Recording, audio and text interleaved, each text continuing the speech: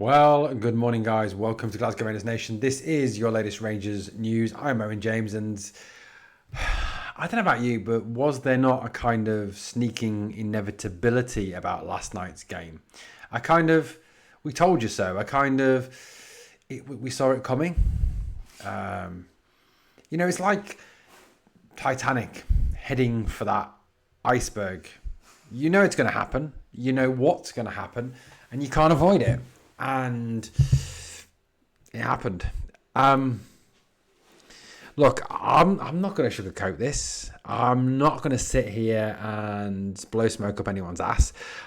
And I know there's going to be the happy clapper community out there. They're going to go, get off the manager's back. Oh, how are you going on booing the team?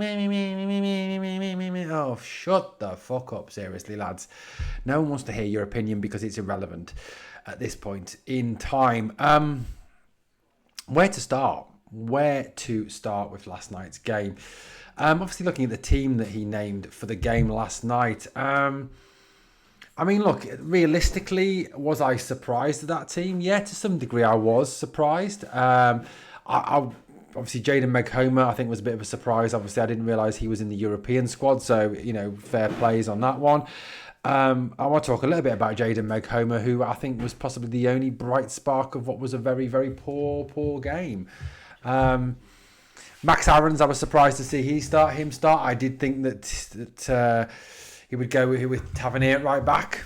Gigo and Suter, not surprised. Midfield 3, not surprised. Front 3, not surprised. But I've got to say, I'll rephrase. From 10 of those players on the outfield today, it was dire. It was fucking dire. It was absolutely diabolical. And whilst Russell Martin carries a very large percentage of what we saw, and he carries a large percentage of the blame, I still feel that the players have to carry some of the responsibility, because the players were absolutely shocking. They were spineless. They were gutless. The effort was pathetic. There's too many players out there that are interested in one thing and one thing only, and that's themselves. They want to protect themselves. They want to play for themselves. They want to make themselves look good, and they couldn't give a monkeys about the team or the club or the fans. And look, yes, Russell Martin, and we will get to Russell Martin, but I think those players deserve all the criticism and all the slaughtering they get for that performance out there. It was shocking. It was genuinely piss poor from the vast majority of the players out there. I mean, it really, really was. Look, realistically, Jack Butland was not great. Again, for us tonight, I thought he was poor. Max Aarons was genuinely dreadful, absolutely dreadful. Butland, get back to Butland for a minute. He pulled off some good saves in the game from Forbes and Michele. He wasn't to blame for the opener. I know he could have come for the ball, but he kind of made it clear that he wasn't going to come. We'll talk about that shortly. He did keep the score down to some degree, so perhaps Jack Butland gets a little bit of a pass. Max Aarons, just genuinely don't know why he's there. I think it just kind of proves that we haven't got a right back at the club. There is no right back at Rangers at this moment in time. Well, there is. Dujon Sterling is the best right back at the club, but he's injured. Anyone comes on here and says James Tavernier is the best right back at the club, please go put a green and white shirt on, head over to the East End and go and sit in Parkhead, because that's where you belong. Suter was absolutely dreadful tonight. Absolutely dreadful. No leader, no captain. Nasajiga, if I was giving Nasajiga a grade for tonight, I would say 1 out of 10. The guy was absolute joke. He was a bomb scare. And that first goal, oh my God, what the bloody hell was he doing for that first goal? In all seriousness, why? And then he has the nerve to turn round and point at everyone else and point at his head and shout, think. I genuinely don't know what the guy was doing. I've heard some people talk about Giga and say, oh, look, he looks a player. He looks a decent player. He looks better than Suter. I'm sorry, he's not better than Suter. He's a fucking bomb scare. He is an absolute bomb scare. No wonder Wolves haven't used him very much. He is piss poor. Give Manny Fernandez a game, I say. I thought Makoma did okay. I thought for his debut, playing in, playing his first European Champions League game, playing on the left-hand side, obviously got the assist for the Danilo goal. I don't think Makoma did badly at all. I thought he was all right. I don't understand why he was taken off and James Tavernier was brought on. I mean, if you're so determined to get Captain Useless on the pitch, take Aaron's off at least. Diamonde, genuinely, what the fuck is Mohamed Diamonde doing on that football pitch? The guy is fucking useless. Absolutely useless. And how Lyle Cameron doesn't get in the team ahead of Mo Diamonde, I do not know. Lyle Cameron did more in the 5-6 minutes he was on the pitch than Mo Diamonde did in the entire time he was on the field. Lyle Cameron, I don't get what the issue between Russell Martin and Lyle Cameron is. All that's going to happen is Russell Martin is going to piss off Lyle Cameron and he's going to leave the club.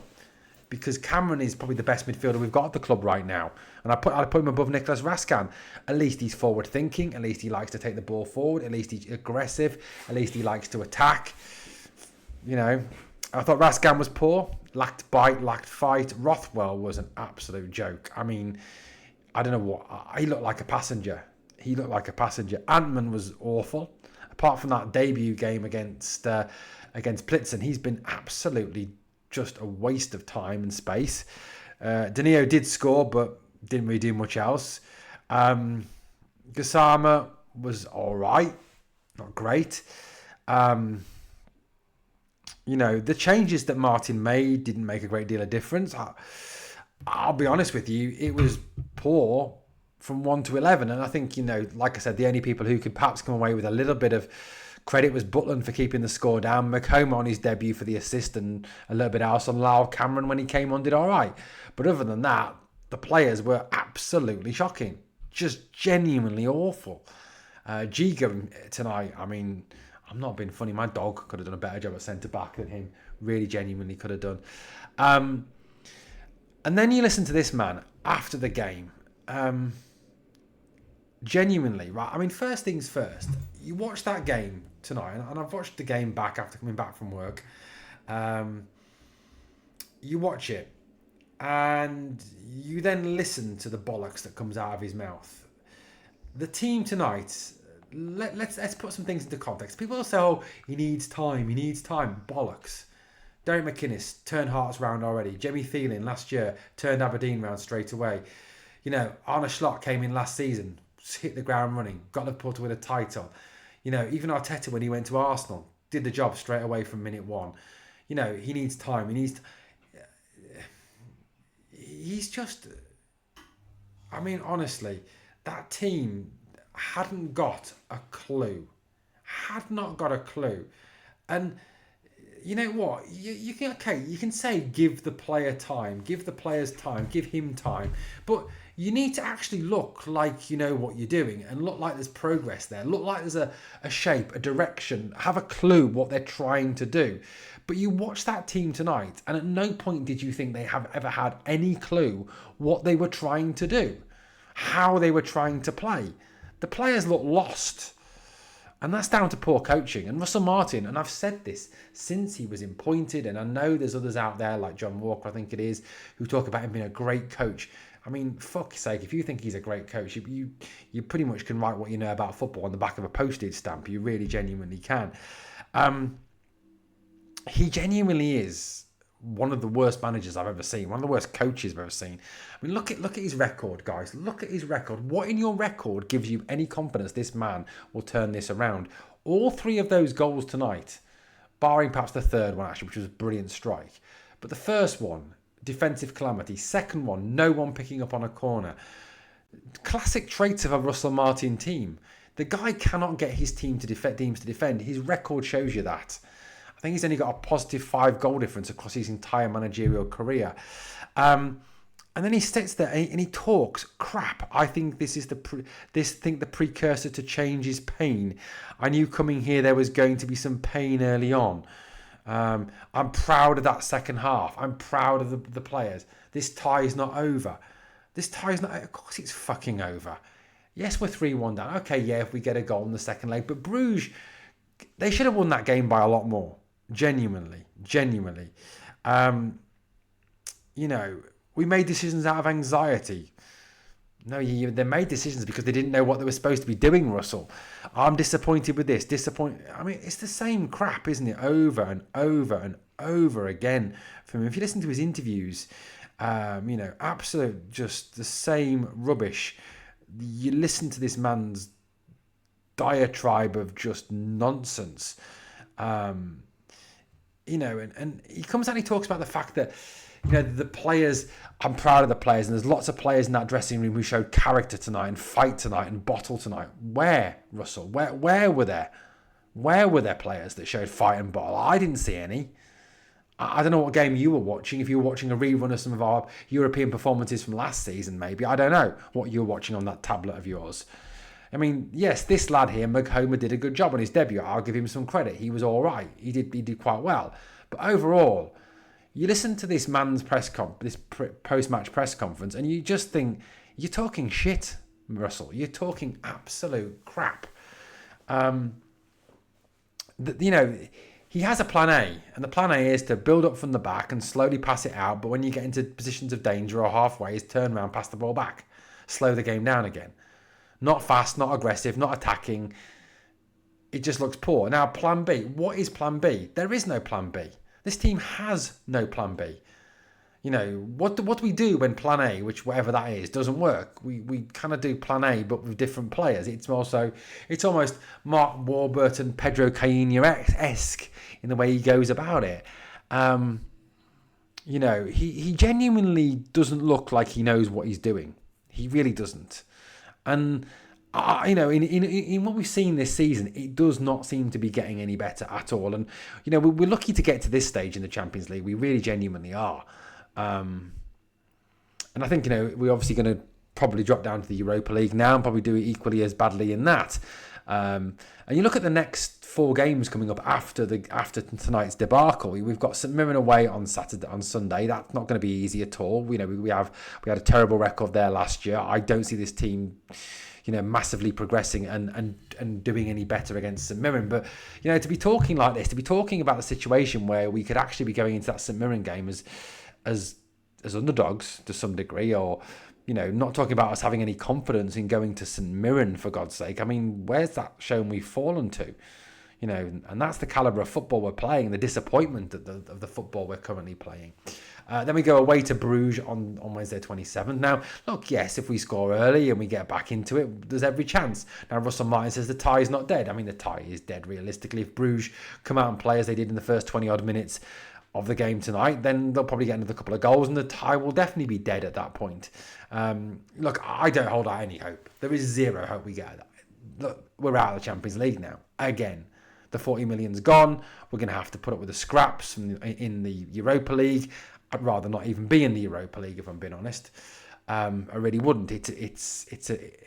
I'm sick to death of these Rangers Thursday nights. I'm sick to death of the comments from some of our so-called supporters. It's Rangers standard. It's more our level. Fuck off. Seriously, with your comments. Then it's Rangers Celtic. I think if we lose that, the pressure will become unbearable on Russell Martin. I honestly can't see us beating Celtic, given the start they've had and how they're currently playing. And then we play Hearts. Now, arguably, that's a battle for second place. I mean, I'll be honest with you, the way we are currently playing and the way that Hearts are currently playing, I think Hearts will finish above us this season. I think the top 3, and if you ask me now to predict the top 3 at the end of the season in the SPL, I think it'll be Celtic, Hearts, Rangers. That's what I honestly think, because this football is appalling. This manager has not got a Scooby-Doo what he is doing. Now, I'd love to be able to sit here and say, look, give him time. Give him time. He's got a clue. He's got a plan.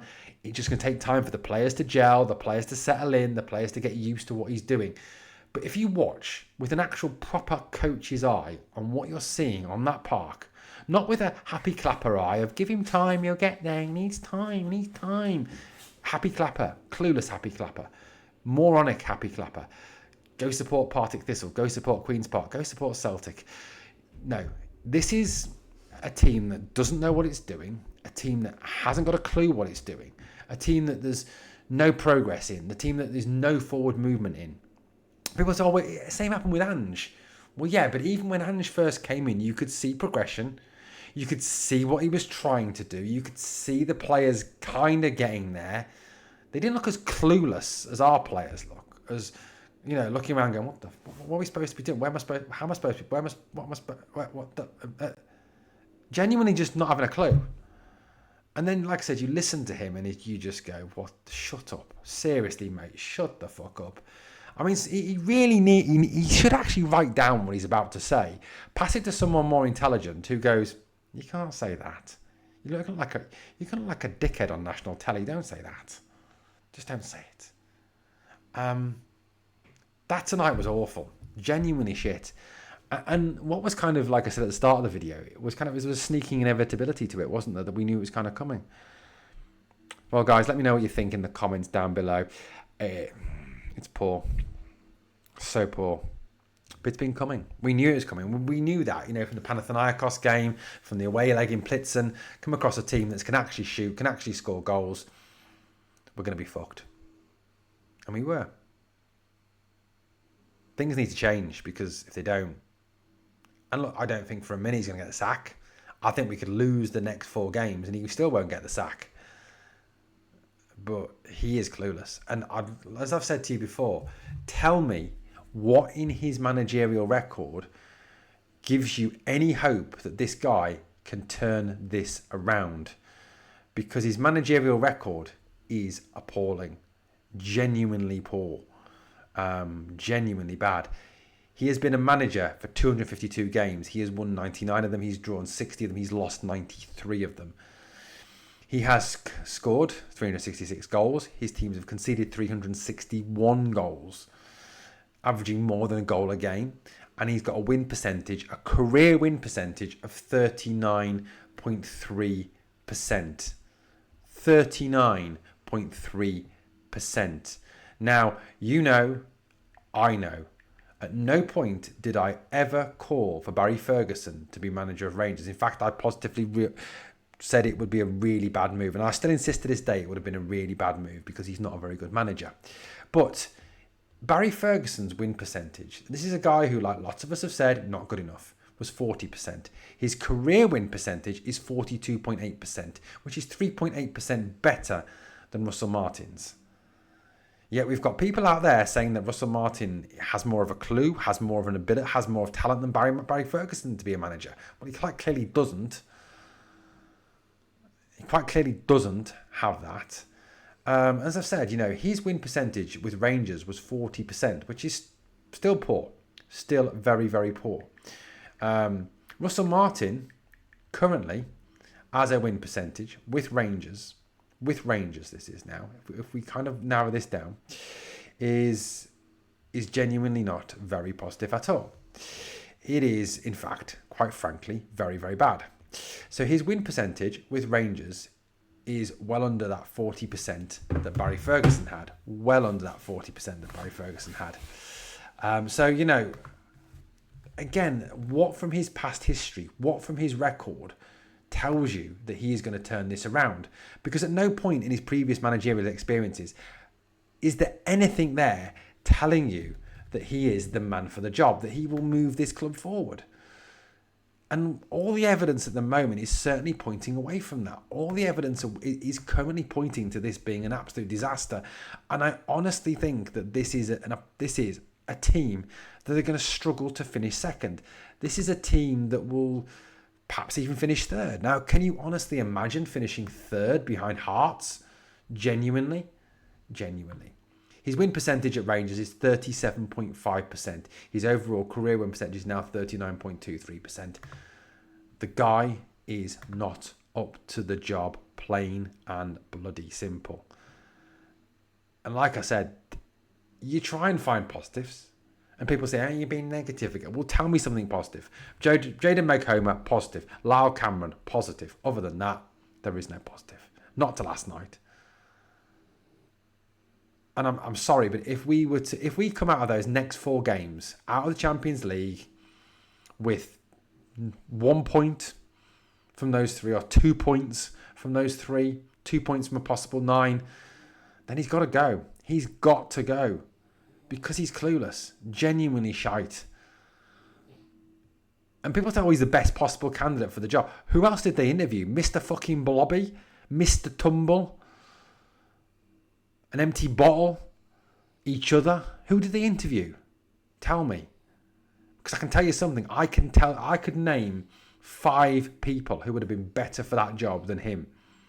Steven Gerrard had a plan A, had a plan B, got the team fit, got the team going. Marco Rose, better managerial record at Borussia Dortmund than Jurgen Klopp. So Rose, Kevin Muscat would have been a better appointment as manager. David Wagner, the German mate of Jurgen Klopp, guy who got Huddersfield Town promoted to the Premier League, for God's sake, would have been a better manager than him. Derek McInnes would have been a better manager than Russell Martin. Derek McInnes would have got Rangers organised, playing okay football, winning football in domestic football at very least. There's 5 candidates I can tell you straight off the top who would have all been better than Russell Martin. Yet we're stuck with Russell Martin. And I told you at the start when he was appointed how bad he is. How bad he is. Go and talk to Southampton fans. Look at what they're saying about him. Look at what they've said about him. Go and talk to MK Dons fans, Swansea fans, and I'll tell you the same. He's got no plan A. He's stubborn. He's inflexible. His teams can't defend. They can't defend set pieces. Something we're seeing. It's not hopeful. Genuinely not hopeful. Guys, let me know your thoughts in the comments down below. It's been an awful night. A dreadful night for Rangers. An embarrassing night for Rangers. And the other side of the city are going to be pissing themselves. Can't blame them. Guys, thank you for watching Glasgow Rangers Nation. If you enjoyed the content, please like, comment, share and subscribe. And obviously, please make sure that you help the channel to keep on growing. And you can support the channel. Hit a super thanks to donate a bit of money to the channel. Become a channel member for as little as 99p. Thank you for watching, and I'll catch you on the next one.